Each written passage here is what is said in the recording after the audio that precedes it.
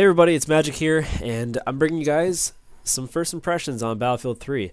Now, I just finished deleting a recording where I didn't really know what I was going to say, and I think I'm just going to wing this and kind of tell you guys exactly what you're going to experience when you pop that disc in your tray. And I guess ultimately what I hope you guys get out of this, at least a little bit, is, maybe I'll help you guys in the decision into whether you want to pick up this game for yourselves or not.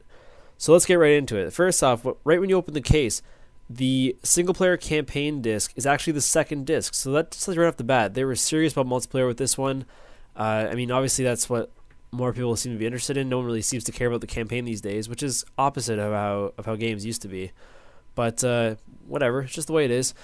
But for myself, I always like to try at least a little bit of the campaign first before I get into any kind of game. It was the same for Black Ops. It's going to be the same for Modern Warfare 3. It's just what I do. So I pop the disc in. First thing you're greeted with is an Xbox Live update. Alright, that's great. You wait a few minutes. You're good to go. Okay, finally, it's time to play, right? Nope. Second you put it in there, it says, oh, for optimal visual quality, we're going to install this and that. And you're like, okay, fine. Then it tells you to put in the other disc that you didn't put in originally. So you're like, okay, you open it up, put in the other disc, it installs everything. Then it's done. Then you have to put the other disc back in. So you're like, okay, come on. I just want to play some Battlefield. Now, finally, we're at the start menu. Campaign. What difficulty am I going to choose? Hardened, of course. That's how I roll. But, alright. Time to actually play some Battlefield. Alright. They bring you in. You're in a train after some kind of cutscene. You don't really know what's going on. It's very mysterious. This feels like some kind of foreshadowing. Not very creative, but whatever. It's it's a bit of a training level. They teach you some of the controls. What I wasn't expecting, or what I was expecting, was them to give me the option to change to over to inverted. Yes, I do play inverted. I know that I'm weird, but it's just how I am. I've always thought of first-person shooters as kind of like flying an airplane. You pull down, you look up. You press in, you look down. I don't know, just whatever. Just the way I learned. But that never really happened, so I went and switched it myself after, being horrible at aiming for a couple seconds. And for some reason, throughout the rest of that little train episode, I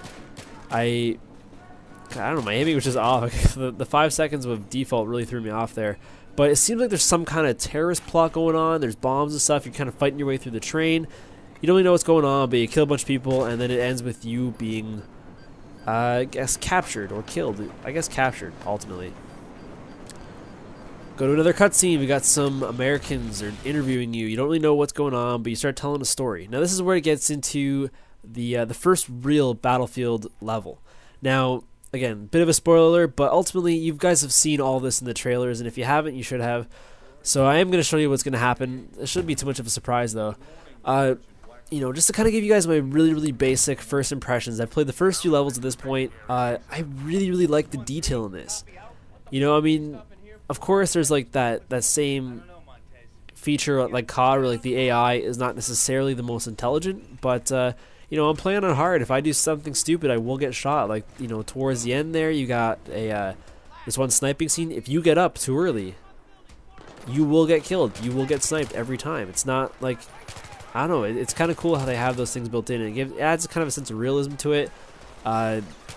The AI in terms of your teammates, like the people who there's more more resources are poured into those guys.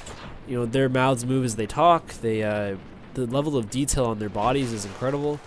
The movements, the shooting, everything it feels really nice. And I can only hope that Modern Warfare 3 tries to match it or comes close, because it has a really nice raw feel to it, and it's a bit refreshing because I'm used to first-person shooters like Call of Duty and others where it kind of feels a little too animated, I guess you could say.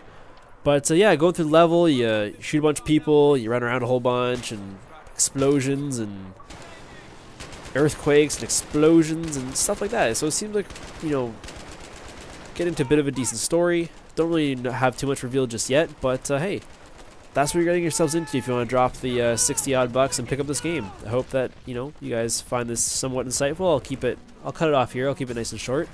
And look forward to more Battlefield 3 videos in the future. For now, guys, take it easy. This has been Magic People, and I will see you next time. Bye.